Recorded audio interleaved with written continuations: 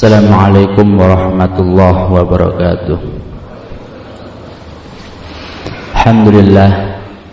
Alhamdulillahirabbil alamin, wassalatu wassalamu ala asyrafil anbiya'i wal mursalin wa ala alihi wa ashabihi wa man tabi'ahu bi ihsanin ila yaumiddin. Asyhadu an la ilaha illallah wa asyhadu anna Muhammadar Rasulullah, amma ba'd. Alhamdulillah, pagi hari ini kita dapat melanjutkan kembali kajian hadis tarbawi. Kita masih pada pembahasan metode pembelajaran. Kalau 2 minggu yang lalu kita belajar tentang metode drill dan eksperimen, di mana sahabat ketika melakukan kesalahan maka Nabi memerintahkan untuk mengulangi lagi kesalahan lagi, mengulangi lagi kesalahan sampai betul. Nah, sekarang kita belajar tentang metode asistensi. Nah, nanti besok metode tanya jawab dan metode drama. Jamaah salat subuh yang dirahmati oleh Allah, terkait dengan metode asistensi ini, kasusnya adalah adab dalam bertamu. Kasusnya itu adab dalam bertamu. Pada 2 minggu yang lalu, pertemuan yang lalu itu hampir sama. Kalau 2 minggu yang lalu itu kasusnya tentang ada seorang sahabat yang sholat kemudian sholatnya salah, sama yang satunya lagi ada sahabat yang diminta untuk mengirim, seorang sahabat namanya Kaladah diminta untuk mengirim susu kepada Nabi yang sedang di atas bukit di Mekah. Nah, ketika dia ngambil makanan di rumah tidak mengucapkan salam. Nah, ini kasusnya hampir sama, tapi posisi Nabi ada di dalam rumah. Kalau 2 minggu yang lalu Nabi tidak di rumah, hari ini Nabi di rumah. Bismillahirrahmanirrahim. An Rib'ayyin qala haddatsana rajulun min Bani Amir annahu ista'dzana 'alan Nabi sallallahu alaihi wasallam wa huwa fi baitin. Sesungguhnya ada seorang laki-laki dari Bani Amir annahu ista'dzana 'alan Nabi. Lelaki itu sudah izin. Ya, ceritanya mau masuk rumahnya Nabi, lelaki itu sudah izin. Ya, cara kasarnya bahasa Jawanya niku nuwun sewu, sampun sudah nuwun sewu. Wa huwa fi baitin, dan Nabi sedang ada di rumah. Faqala aliju, apakah saya boleh masuk? Faqala Nabi sallallahu alaihi wasallam li khadimihi. Ketika itu di dalam rumah ada pembantunya Nabi. Khadim itu pembantu. Saya tidak tahu apakah masih budak atau sudah dimerdekakan, karena dulu pembantu itu ya budak, itu budak hamba saya. Ukhruj ila hada. Pembantunya tadi disuruh keluar. Keluarlah kamu kepada lelaki itu. Lelaki ini, maksudnya lelaki ini yaitu lelaki Bani Amir yang masuk, yang izin tadi. Fa'allimhul isti'dzan, dan ajari dia bagaimana cara meminta izin. Nah, ini cara bertamu. Bagaimana kita bertamu itu caranya bagaimana? Ajari dia. Jadi tidak Rasul langsung yang ngajari, tapi nyuruh pembantunya. Fakullahu kulissalamu alaikum a'adkhul. Maka katakan kepada dia, kalau misalkan mau masuk rumah, katakan assalamualaikum a'adkhulu. Assalamualaikum, apakah saya boleh masuk? Nah, gitu. Jadi salam kemudian izin. Kalau tadi kan sahabat itu izin saja, tidak pakai salam. bolehkah saya masuk tapi tidak pakai salam? Maka Nabi mengajari melalui pembantunya tadi, Assalamualaikum a'adkhul. Assalamualaikum, apakah saya boleh masuk? Kalau di sini ya Assalamualaikum nuwun sewu, kula nuwun. Fasami'ahur rajul faqala Assalamualaikum a'adkhul. Kemudian lelaki tadi mendengar yang diajarkan oleh khodimnya tadi, kemudian rajul tadi mengatakan Assalamualaikum a'adkhul. Assalamualaikum, apakah saya boleh masuk? Fa'adina lahun Nabi, kemudian Nabi mengizinkan. Fadakhola, kemudian lelaki tadi masuk ke rumah. Ya. Jamaah salat subuh yang dirahmati oleh Allah. Nah, itu adalah adab dalam mengucapkan salam. Nabi mengajari para sahabat. Nah, secara substansi kasusnya hampir sama dengan 2 minggu yang lalu. Kalau 2 minggu yang lalu itu kasusnya Nabi tidak ada di rumah, sekarang Nabi ada di rumah.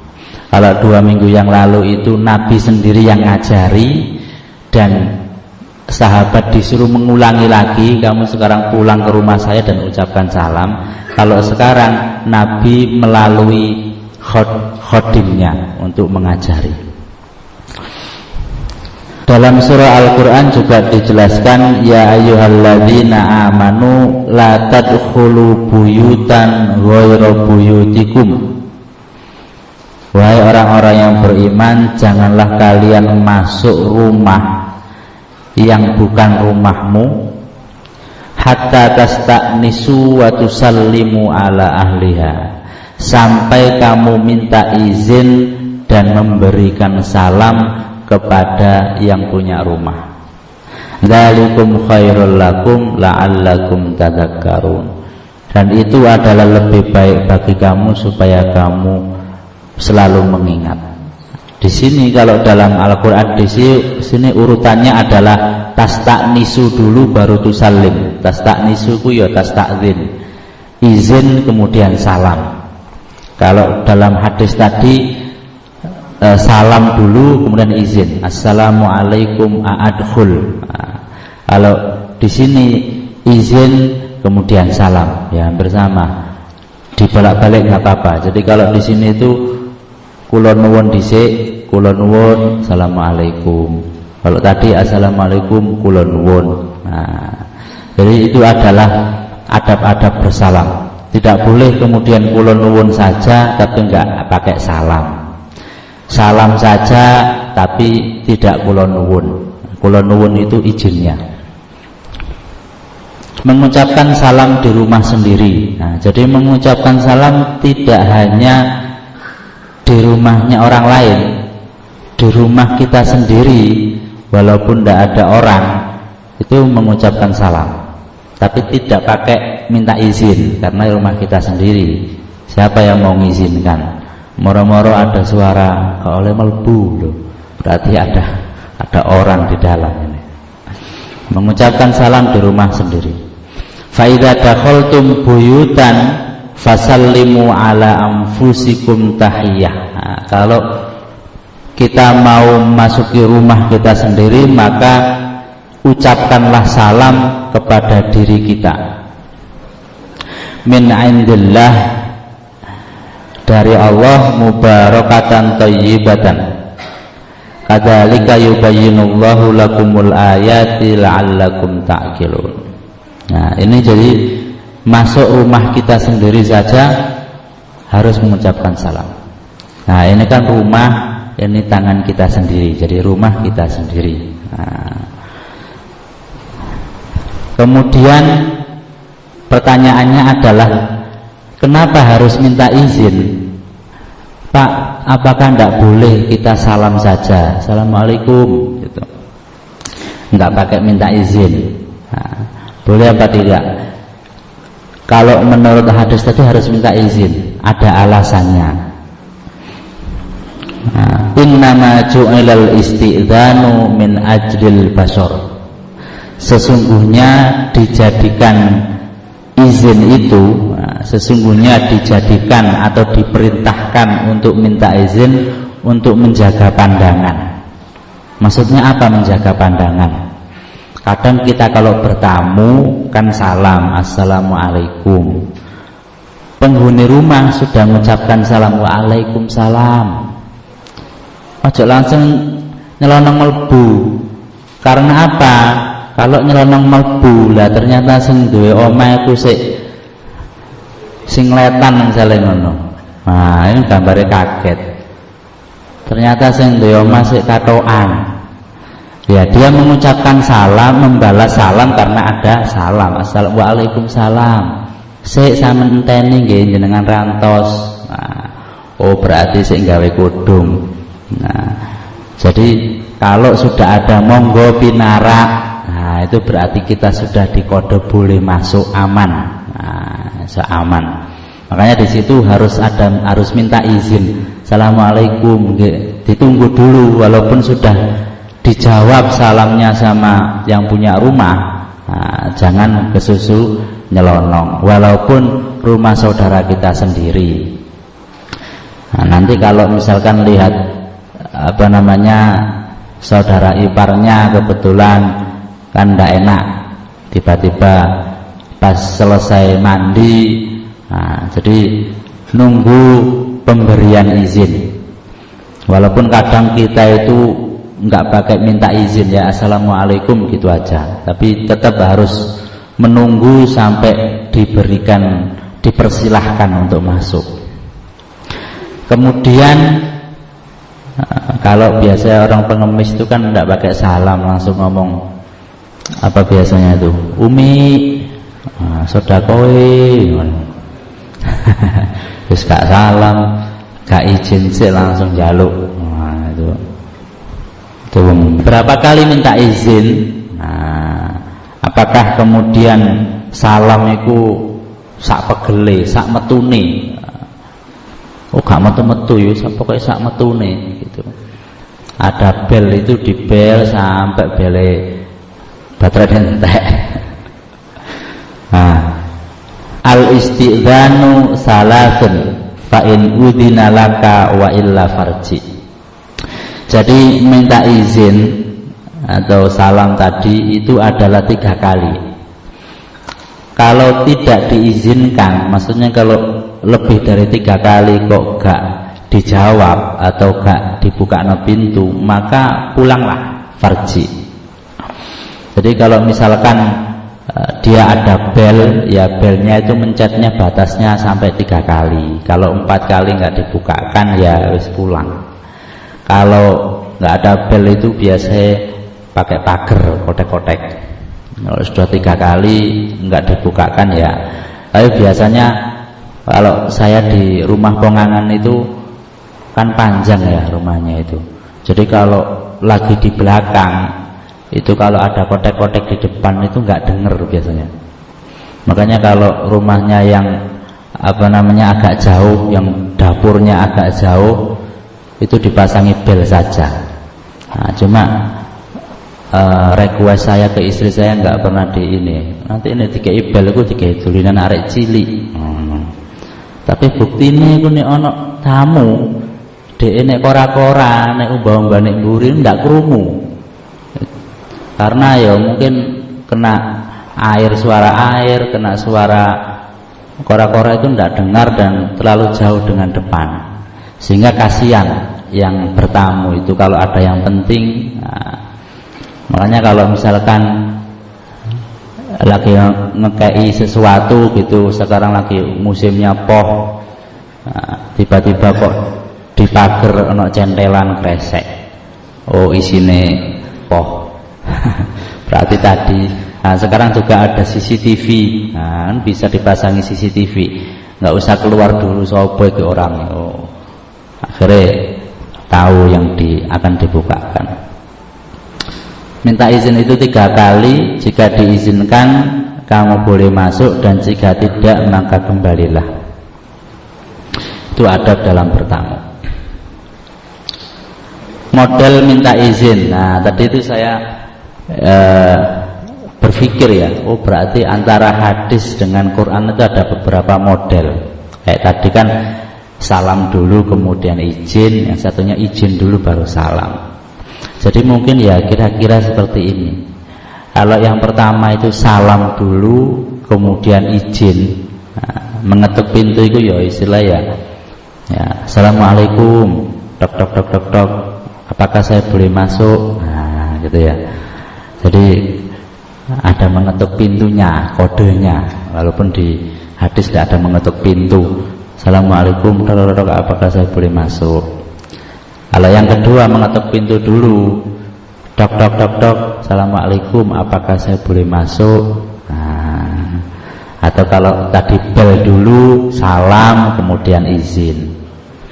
Kalau yang ketiga itu ya izin dulu, kula nuwun, Assalamualaikum, kemudian mengetuk pintu. Wah ini ya terserah, pokoknya harus ada salam sama izinnya. Nah, izin saja tidak pakai salam juga tidak boleh, salam saya tidak pakai izin juga tidak boleh. Jadi adabnya adalah salam dan meminta izin.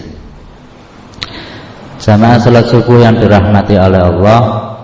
Nah ini ada satu hadis lagi yang dulu pernah saya singgung. Kalau tadi adalah Nabi mengajari tata cara bertamu kepada sahabat dengan menyuruh pembantunya.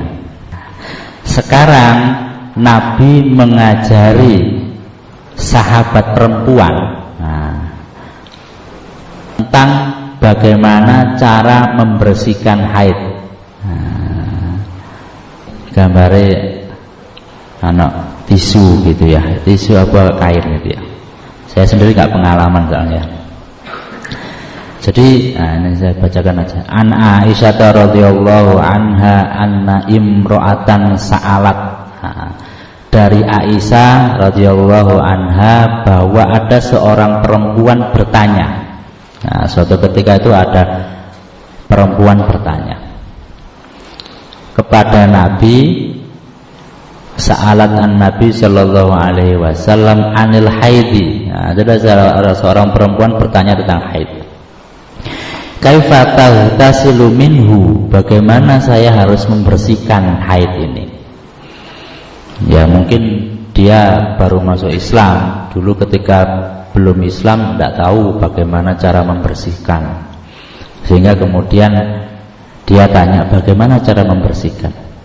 Qala ta'khudina firsatan mumassikatan, maka ambillah sebuah firsatan mumassikatan, itu semacam kayak kain gitu. Fatawaddoina biha, kemudian Anda berwudu. Jadi setelah dibersihkan dengan kain, kemudian kita orang itu berwudu. Qalat kaifa atawaddau biha ya Rasul. Kemudian tanya lagi, bagaimana saya berwudunya ya Rasul? Maksudnya berwudu ini adalah bukan berwudu kayak mau sholat, tapi maksudnya membasuh setelah mengambil kain itu, kemudian membasuh yang kena haid tadi. Kemudian masih belum jelas membasuhnya bagaimana. Qala Nabi sallallahu alaihi wasallam tawadhdoi, ya sudah basuh saja, bersihkan saja. Nabi memang tidak menjelaskan secara detail membasuhnya itu dari bawah ke atas, dari atas ke bawah, dari samping ke tengah, tengah ke samping, tidak tahu. Ya, karena ya masa dipraktekkan. Qalat kaifa atawaddau biha ya Rasulullah. Ya, sing perempuan sing ngeyel ya apa sih Rasul? Samanku jelasno tapi gak jelas. Nah, ini ndak tahu perempuannya sing ya apa ngono maling. Qala Nabi sallallahu alaihi wasallam tawaddoina biha, ya sudah sanan bersihkan pakai tadi kain tadi. Nah, waktu itu di sisi Rasul ada Aisyah. Nah, kalau tadi yang pertama Rasul memang sengaja menyuruh kepada khodimnya untuk mengajari cara sahabat masuk rumah. Nah, ini Aisyah tanggap. Aisyah tanggap di sini karena dia sudah gergeten ambek sing wedok iku dijelasin apa gak paham, apa sengaja ndak paham gitu kan. Kemudian qalat Aisyah fa'araftu. Nah, Aisyah tanggap, saya ngerti kok. Nah, alladzi yuridur Rasul, saya ngerti yang dimaui oleh Rasul. Ya apa karepe Rasul ngerti saya. Fajabastuha ilayya. Kemudian Aisyah mengambil kain yang telah dipegang oleh perempuan tadi, diambil fa'alim tuha. Kemudian Aisyah mengajari. Dijupuk wis kene tak ajari. Ayo nak jeding, misalnya gitu. Nah, ini adalah metode asistensi. Jadi Rasul sendiri tidak langsung mengajari, tapi melalui Aisyah. Kalau yang pertama tadi Rasul mengajari melalui pembantunya khodim, ini Rasul mengajari melalui Aisyah. Jadi kita dalam kehidupan sehari-hari, misalkan kalau di perguruan tinggi itu kan ada asdos ya, asisten dosen. Kalau di luar negeri itu ada orang Malaysia itu namanya associate professor. Associate professor itu asistennya profesor. Jadi sebelum profesor jadi asistennya dulu. Nah, ini fungsinya untuk mengajari. Jadi misalkan saya kalau kajian rutin begini tiba-tiba tidak bisa, nah, akhirnya saya meminta kepada asisten saya untuk menggantikan, untuk mengajari. Tentunya asisten itu harus sudah paham apa yang saya maksudkan, tolong nanti ajari 1, 2, 3. Begitu juga dalam mengajar, kalau seandainya tidak bisa ada asisten. Nah, ini metode asistensi. Kemudian orang tua misalkan punya anak 2, yang satunya sudah SMA, yang satunya masih SD. Orang tua juga tidak selalu harus mengajari langsung kepada anaknya. Bisa kemudian anaknya yang SMP tadi, ajaran adikmu itu loh, ya apa caranya kayak kelambi misalkan. Ajaran adikmu itu loh, ya apa ngerapekno lemari. Nah, itu kan kemudian ngajari anaknya yang kedua melalui kakaknya. Ada 2 manfaat. Yang pertama itu kakaknya akan belajar bagaimana ngajari adiknya. Yang keduanya adiknya juga dapat ilmu bagaimana membereskan lemari. Nah, itu adalah metode Rasul dalam mengajari para sahabat. Nah, yang pertama yang minggu lalu adalah drill, diulang-ulangi, tidak bisa ulangi lagi. Kalau sekarang ngajarinya melalui orang lain. Nah, ini kita belajar hadis tarbawi itu ada 2 manfaat. Yang pertama itu kita belajar secara substansi. Oh, ternyata adab masuk rumah itu seperti ini. Yang kedua kita belajar, oh begini toh Rasul ngajari para sahabat, cara Rasul mengajari sahabat. Ternyata dalam kasus yang lain, bukan hanya kasus adab masuk rumah, dalam kasus tadi membersihkan haid juga Rasul menggunakan metode asistensi. Ada juga yang itu metodenya sama, kasusnya berbeda. Kalau tadi kasusnya sama tentang masuk rumah tanpa izin, tapi yang hari ini melalui metode asistensi, yang 2 minggu yang lalu melalui drill dan eksperimen. Jadi itu yang kita ambil. Jadi nanti ada mungkin tema-tema selanjutnya itu ada kita ambil secara substansi, mungkin pelajaran pengaruh teman itu bagaimana, Nabi bagaimana mengajari sahabat tentang bahaya seorang teman. Ya wailata laitani lam attakhid fulanan khalila. Nanti orang-orang di akhirat itu menyesal, kenapa saya dulu tidak menjadikan si A itu teman saya. Nah, itu nanti juga ada kaitannya dengan Al-Quran. Mungkin itu yang dapat saya sampaikan terkait metode asistensi. Mungkin jika ada yang bertanya, silakan. Monggo, Bapak, barangkali ada yang ditanyakan. Saya akan menanyakan ketika Rasulullah itu menyuruh seseorang untuk memberi pelajaran.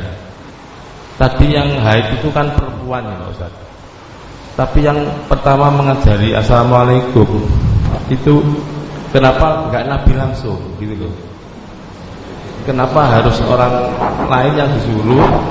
Apakah Nabi melihat siapa orang tadi gitu loh? Sehingga ini enggak perlu saya, cukup hanya membantu gitu Ustaz. Mungkin ada kriteria siapa yang harus diajari gitu. Ya, terima kasih. Saya tidak tahu posisi Rasul ketika itu lagi ngapain. Jadi kok sampai nyuruh pembantunya gitu ya. Kalau mungkin Rasul lagi sibuk atau mungkin lagi sholat atau lagi berdoa yang kemudian dia belum tuntas sehingga nyuruh khodimnya untuk ngajari itu, ataukah memang Rasul itu sengaja untuk memberi pelajaran kepada khodimnya dan juga kepada tamu itu, bahwasanya tidak harus Rasul itu mengajari secara langsung, tapi bisa melalui orang lain. Terus kriterianya harus apa? Siapa yang harus kita ajari langsung dan siapa yang kita ajari melalui orang lain? Sebenarnya tidak ada kriteria. Jadi kita bisa mengajari orang lain lewat orang lain. Biar kita bisa mengajari si A melalui si B. Pertama karena kita tidak sempat. Kayak tadi saya ada acara di Jakarta, saya ada acara di Malaysia misalkan, maka saya menunjuk seseorang untuk mengajari. Ya, itu karena tidak sempat. Yang kedua, kasusnya adalah karena memang sengaja saya memberi pelajaran atau mengajari atau mengkader seseorang untuk supaya dia bisa berdakwah juga, untuk supaya dia tahu bagaimana cara mengajari adiknya. Nah itu. Jadi kan kalau dalam Muhammadiyah itu kader, itu kan kaderisasi kan juga penting. Saya sengaja tidak bisa, sebenarnya bisa, tapi sengaja tidak bisa, kemudian menyuruh adik kelas saya untuk mengisi di sini. Ya, itu kan menjadi pelajaran bagi dia. Oh ternyata ngisi kajian itu begini. Seperti hanya tadi kakak yang mengajari adiknya. Sebenarnya orang tua ya bisa saja kober saja ngajari, tapi ingin memberikan pengalaman kepada kakaknya. Oh ini loh ngajari adik itu. Nah begitu Pak. Nah, tapi dalam kasus hadis ini saya juga tidak baca secara periwayatan apakah posisi Nabi ketika itu dalam keadaan tidak bisa karena sedang berdoa atau karena sedang apa gitu ya, atau memang Nabi sengaja memberikan pelajaran kepada khodimnya, memberi pengalaman dan juga memberikan pelajaran kepada tamu itu bahwasanya oh Nabi itu tidak harus langsung juga dalam memberikan nasihat, bisa melalui orang lain. Nah, saya rasa begitu Pak. Jadi tidak ada kriteria tertentu. Memang pertama karena memang kita tidak bisa dan tidak sempat. Yang kedua karena memang sengaja untuk memberi pelajaran atau kaderisasi kepada orang lain. Barangkali ada yang lain. Saya nambahin sedikit Ustaz.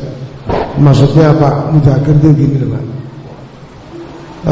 Ada tamu disuruh mengatakan ucapan salam dulu. Apa tidak sebaiknya itu dilihat dulu tamunya itu siapa. Tamunya mungkin sahabat Nabi atau ketua PDM atau presiden. Kalau orang lain kan nggak apa-apa, kan yang terhormat kan Nabi sendiri yang keluar, maksudnya gitu. Iya iya. Jadi kalau misalkan yang bertamu itu orang penting gitu ya, kan tidak etis kemudian pembantunya suruh ngajari kan ngoten nggih. Kalau menurut saya ini masih estimasi saja. Nabi mengatakan begitu mesti tahu bahwasanya itu adalah ya seorang sahabat itu macam sahabat itu kan ya orang yang hidup di zamannya Nabi. Jadi Abu Bakar itu sahabat, tapi juga ada orang biasa, orang jualan pedagang itu juga sahabat, karena memang dia dekat dengan Nabi, dia beriman kepada Allah. Nah, jadi saya rasa karena rumahnya Nabi waktu itu kalau jenengan di Masjid Nabawi kan segitu ya, rumahnya Nabi itu tidak besar. Saya rasa ketika sahabat datang, beliau sudah tahu siapa itu yang datang, yang bertamu itu siapa, sehingga kemudian dia nyuruh khodimnya. Saya juga tidak tahu apakah kalau misalkan yang datang itu Abu Bakar misalkan, seorang khalifah, tapi waktu itu belum jadi khalifah ya, jadi khalifah ketika meninggal, atau yang datang misalkan raja dari mana gitu ya. Ya mungkin Rasul tidak akan nyuruh khodimnya, mungkin beliau sudah tahu yang datang itu mungkin hanya tetangganya, atau sehingga dia menyuruh pembantunya. Rasa begitu. Makanya tadi kan tidak ada kejelasan posisi Nabi ketika itu sedang ngapain, dan yang datang itu sahabatnya itu posisinya itu apa. Mungkin ada namanya kalau tapi nggak tahu ini sahabatnya gitu Pak. Terus kemudian kalau misalkan orangnya penting, apakah kita apa istilahnya itu ya pantas ya pakai asistensi gitu, apakah pantas? Misalkan mengajar soalnya ya, kalau mahasiswa kan ya boleh saja kan di asisteni. Kalau ngajari seseorang, tapi masa ketua PDM kayaknya salah. Ya contohnya kalau memang dia orangnya sangat urgent dan sangat penting, ya sebisa mungkin kita yang ngajari. Tapi kalau dalam konteks tadi, dalam konteks berkeluarga, dalam konteks kakak adik, dalam konteks mahasiswa, dalam konteks pengajian yang kita sengaja untuk mengkader seseorang, pakai metode asistensi nggak apa-apa. Tapi kalau memang itu presiden lah, maksud kita ngajari presiden lah ya lucu, kita ngajari menteri kan ya tidak lucu. Misalnya begini, kita diundang untuk seminar yang dihadiri oleh presiden. Nah, kemudian kita nyuruh orang lain. Presiden itu pengennya kita yang ngisi kok malah nyuruh orang lain. Nah, itu ya mungkin lebih baik kita sendiri. Kayak besok tanggal 8 Desember itu ada acara bagus tentang ekonomi outlook. Saya diajak Ustaz Dian ngikuti, tapi agak mahal. Ada Renat Kasali, ada Faisal Basri, jadi ekonom-ekonom. Nah itu saya rasa karena kita datang itu karena orang itu, karena ada Pak Renat yang sering ngisi di Jawa Pos itu. Nah, kalau misalkan ternyata Pak Renat mengasistenkan kepada asistennya, maka audien bisa jadi merasa kecewa. Saya ini rela bayar mahal karena pengen dengar Pak Renat Kasali. Nah, ternyata kok diasisteni. Nah, gitu ya. Mungkin ya pada momen-momen tertentu kita harus turun tangan sendiri, gitu Pak. Saya rasa begitu. Mungkin masih ada yang perlu ditanyakan.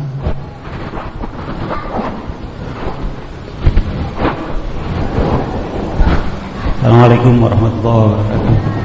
Pak Ustaz, dalam beberapa kasus tadi, mana yang lebih kita tonjolkan, kebaikannya atau kebenarannya? Artinya substansi atau caranya yang lebih kita tonjolkan? Yang kita ambil yang kita ambil ya. Substansi apa caranya? Kalau dalam konteks pengajian ini itu caranya Pak, karena hadis terbawi cara Nabi mengajari sahabat. Tapi kan tidak mungkin kita kemudian saya tidak mengajarkan juga cara adab bertamu. Secara otomatis saya juga akan ngajari cara bertamu seperti ini. Tapi yang penekanannya dalam kajian ini adalah cara Nabi mengajari sahabat. Tapi kalau mungkin dalam kajian yang lain, misalkan saya diminta ngisi kajian lagi tentang adab-adab bertamu, ya maka saya lebih menekankan substansinya. Gitu. Jadi memang hadis Tarbawi itu adalah saya mencari-cari gimana sih cara Nabi itu ngajarkan kepada sahabatnya. Kayak besok itu insya Allah metode tanya jawab. Jadi tentang sesahabat yang diutus ke Yaman. Jadi sebelum dia diutus ke Yaman untuk berdakwah, ini juga bisa asistensi karena menyuruh sahabat untuk berdakwah di Yaman. Kenapa enggak Nabi sendiri? Nabi kabeh lah ya apa Pak? Daerah kekuasaannya banyak. Kemudian kalau harus Nabi sendiri ke sana yang harus ngajarkan tidak selesai. Maka mengutus seseorang ke Yaman, tapi dites dulu, ditanya jawab. Ya apa nih misalnya takok ingine, oh jawab ingine, takok ingine ya. Nah itu adalah secara substansi nanti itu adalah itu adalah tingkatan dalam kita mengambil sumber. Pertama Quran, kedua hadis, ketiga ijtihad. Itu secara substansi. Tapi secara metode itu adalah metode tanya jawab. Nah, metode gini metode tanya jawab. Saya rasa begitu Pak. Mungkin masih ada atau sudah cukup paham? Ibu-ibu mungkin ada yang mau ditanyakan. Ya, terima kasih. Kalau tidak ada yang ditanyakan, maka akan saya simpulkan bahwa kita selaku umat Islam otomatis yang jadi teladan adalah Nabi. Apa yang diucapkan Nabi, apa yang dilakukan oleh Nabi, ada hadis qauliyah itu apa yang diucapkan, lalu hadis fi'liyah itu apa yang dikerjakan, itu semuanya kita contoh ya. Kadang Nabi itu tidak pakai ngomong tapi pakai gerakan saja, tapi itu dibahasakan oleh para sahabat. Nabi merasa segala macam yang dilakukan oleh Nabi itu sunnah, sampai marahnya Nabi itu sunnah. Jadi Nabi itu hanya marah pada beberapa hal. Kalau misalkan agamanya dilecehkan, Nabi marah. Nah, berarti kalau kita ada agama kita dilecehkan, kita disunahkan untuk marah. Nah, jadi marahnya seperti itu boleh. Kemudian Nabi kalau khutbah Jum'ah itu biasanya tegas dan wajahnya memerah, maksudnya memerah saking semangatnya. Nah itu Nabi tidak pernah ngomong kamu kalau khutbah Jum'ah itu yang begini-begini, tapi kita disunahkan seperti itu. Tapi karakternya orang beda-beda. Saya kalau khutbah Jum'ah disuruh kayak itu ndak iso, gayanya seperti ini. Ya mungkin itu yang dapat kami sampaikan. Kurang lebihnya saya mohon maaf. Insya Allah akan berlanjut 2 minggu lagi. Wabillahi taufiq wal hidayah. Assalamualaikum warahmatullahi wabarakatuh.